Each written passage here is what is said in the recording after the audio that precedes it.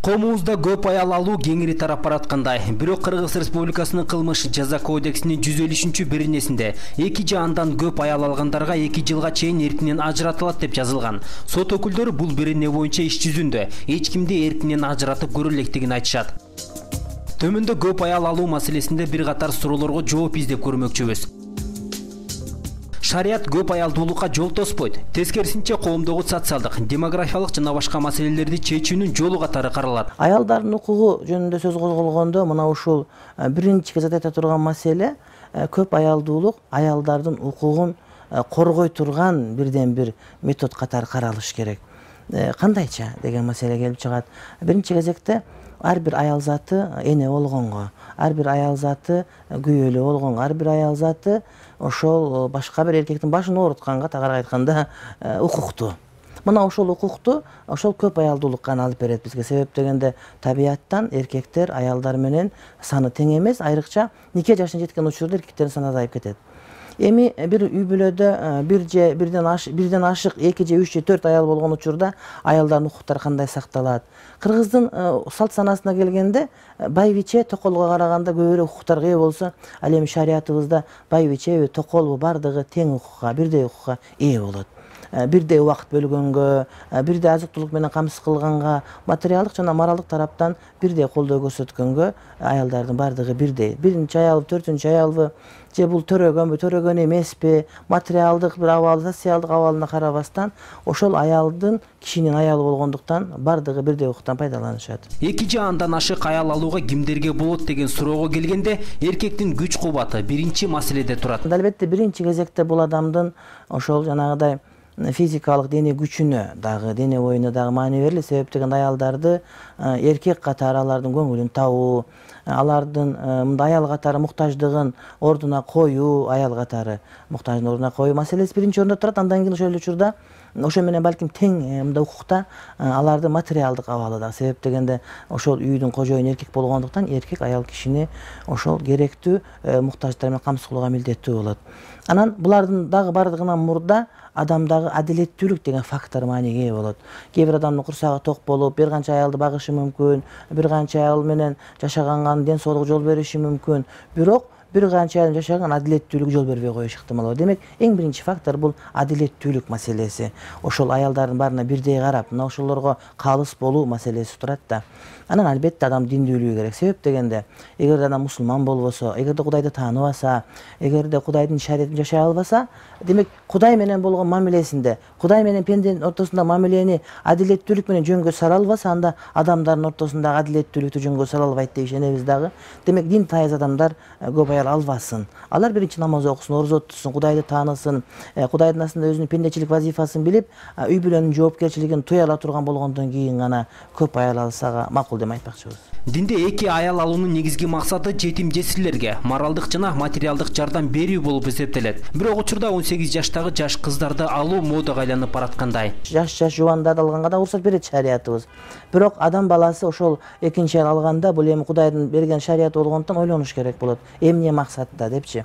Анан дагы бир маселе, ошол биздин бойдок кыздарыбыз турмушка чыкканга жесир аялдарга караганда булардын мүмкүнчүлүгү көбүрөөк болгондуктан биз мүмкүнчүлүгү аздарга мүмкүнчүлүк жаратып берип, мына ошол балдары менен калгандар, тул аялдарды экинчи аял алгандыгы максатка ылайыктуу. Мисалы үчүн пайгамбарыбыздын тарыхын карай турган болсок, ошол 9 аялынын ичинен бир гана ишенебиз менен мурда турмушка чыкпаган аял алса, ал эми калган аялдардын бардыгы өзүнөн улуу, дээрлик кемпир болуп калган, бир канча баласы бар аялдарды же жубандарды алган болот. Бул деген сөз пайгамбарыбыз аял алгандагы негизги максаты мына ушул жанагы өзүнүн бир мындай бир муктаждыгын канааттандыруу гана эмес, эркек катары, балким ошол коомдогу абалдарды жакшыртуу максатында. Илгерки сөз бар эмеспи? Алысты жакын кылган кыз, тамак таттуу кылган туз деп, мына ошондой бир уруулар ортосунда конфликт жөнгө салуу максатында, айтор ушул сыяктуу иштердин негизинде ушундай болуп келген. Бирок биздеги азыр жанагы чиновниктерибиз, чоңдорубуз үйлөнгөндө эле мындай жаш сулуу кыздарды алышып эле, анан ошону менен байбичесин карабай коюп калган учур көп да. Бул деген ошол мусулманчылыкка туура келбейт. Бул мусулманчылык жектеген маселе. Ошол улуу аялдын байбиченин дагы ошол токол көрө турган жыргалды көргөнгө толук түрдүү укугу бар. Анан дагы экинчи аял алууда биринчисинен уруксат суроо шарт эмес дейт Чубак ажы. Албетте макулдук болгон болсо кандай жакшы болор эле. Бул нур үстүнө нур дегендей эле жанагыдай жакшы. Жанагы бир кыргыздын бир сөзү бар. Эки ору бир келсе ажалынын жеткен, эки доочу бир келсе амалынын кеткен. Анын сыңарындай эгерде эки байбичеси уруксат берип, анан экинчисин ала турган болсо, албетте бул ошол эң жакшы иш болмок да. Жанагы макалдын тетирисин алып караганда. А бирок аттиң ага эч ким уруксат бербейт. Ал эмес пайгамбарыбыздын аялдары деле буга каршы болушкан өз убагында. Себеп дегендеги эркек менен аялдын ортосундагы мамилени чыңдоо үчүн Кудай Таала тарабынан адамдардын жүрөгүнө кызгануу деген бир сезимди салган. Бул кызгануу эгерде чектен чыкпай турган болсо, албетте шариятта мактоого татырлык сыпаттардын бири. Демек аял кишинин кызгануусу ошол экинчи аялга уруксат бербейт.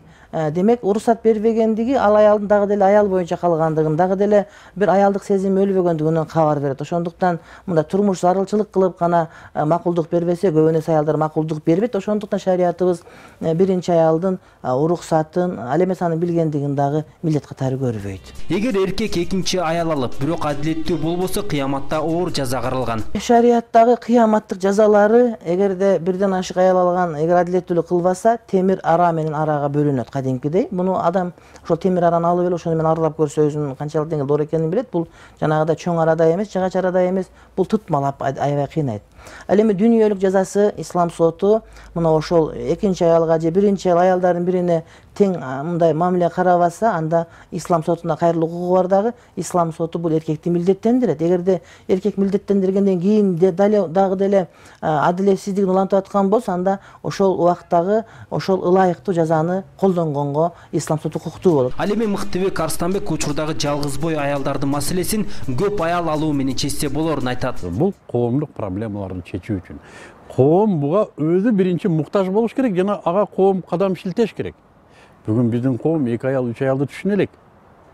Тилекке каршы 70 жылдык атеисттик, андан кийинки 20 жылдык эң баштагы демократия биздин аялдарыбыздын кызганычын жапайы кызганычка айландырып койгон. Кызгануу маданиятын билбейт биздин аялдар. Коомдук кызыкчылык жана жеке аялдык кызганыч бир таразага коюлса, жеке аялдык кызганыч үстөмдүк кылып кетет, жапайы кызганыч. Бул маданият, диний маданият менен тарбияланган кызганыч болсо гана 2 аялдык, 3 аял, 4 аял деген нерсе коомдук муктаждыкты түшүндүрө алат. Буга убакыт керек. Эми мен айтам, бүгүнкү биринчи толкун кичине көксөбүсү кангандан кийин, турмуштан бир-эки нерсени көргөндөн кийин, анан акырындап калат да.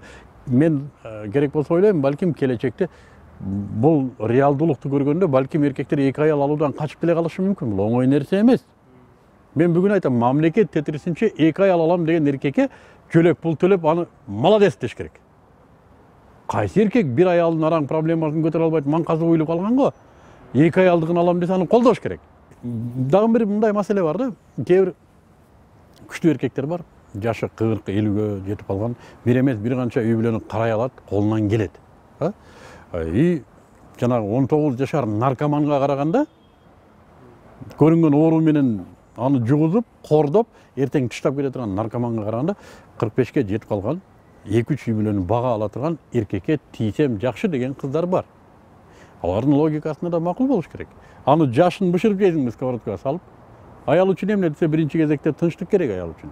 Аны үчүн коргоо керек, аны үчүн тамак керек дайым, кийим керек. Аны бирөө кемсинтпеш керек.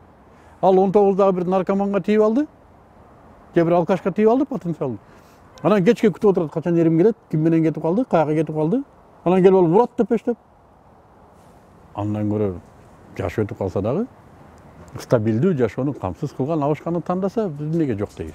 Чынында кайсыл жерде болбосун аял затына аяр мамиле кылуу каралат. Анан кийим алмаштыргандай биринин артынан бирин аял кылып ала берүү туурабы деген суроо жаралат. Бу жерде маселени жаш кызга коюш керек, эркек эмес. Эмнеге сен 2 аял барга тийип атасың депчи. Эгер ал келип тием деп атса, кайсы эркек үйлөнбөйм десин. Үйлөнөт да кайсы эркек болсо. Алдына жесир кемпирди коюп кой, анан 18 жаштагы кызды коюп кой. Мен андай эркекти билбейм, мен жесирге үйлөнөм деген. 18ге үйлөнөм дейт. Суроону кызга бериш керек. Эй кызым, эмнеге сен буга тием деп атасың? Жашына тийбейсиң, 19 жаштагы тийбейсиң деп кызга бериш керек бул суроону. А эгер кыз жок, кечиресиң, Кудай Таалам берген укугумду пайдаланып, мен ушу чалга тийгим келип атат десе, бактылуу бол деп кете бересиң ар жака. Бу жерде ал чалды күнөөлөй албайсың. Бул маселе кыздын өзүндө турат, тием деген. Эгер ал чаланы зордуктап үйлөнүп алса, анда ал чалды камаш керек, атыш керек, өлтүрүш керек. Ал башка маселе. Эми 18 жаштагы кыз келип, анан бир жесирип турган болсо, жашы өтүп калган. Кызым, сен өзүңө ылайыгына тий. Мен муногу жесирди карайын десе, бул эркектин диний маданиятынын жогорулугу. Буга дагы эркектердин бир процесс керек, буга дагы бир убакыт керек. Эркектер өзүнүн напсисин бир аз тыйып, шундай эле мен мына жесирди карап берейинчи, жетимдерин багып берейин деген бул эркектин маданияты. Бул коомдук эркектин колунан келет. Мындай жанагындай өзүнүн напсисин жеңе албаган эркек, конечно, 18-де. Муну эч нерсе кыла албайсың, укугу бар. То есть маселени туура коюш керек да. Бунда эми кыздын өзүнө айтыш керек да. Ал кыз сүйүп калышы мүмкүн. Биздин негизги максатыбыз чынында көп аял алгандарды колдоо же сындоо эмес. Болгону турмушубузда кезигип жаткан бул нерсеге сара эсеп салып, түшүнүксүз суроолорго жооп алуу болчу. Сөз акырында кандай иш кылсак да, 7 жолу ойлонуп, бир чечим чыгарганыбыз туура.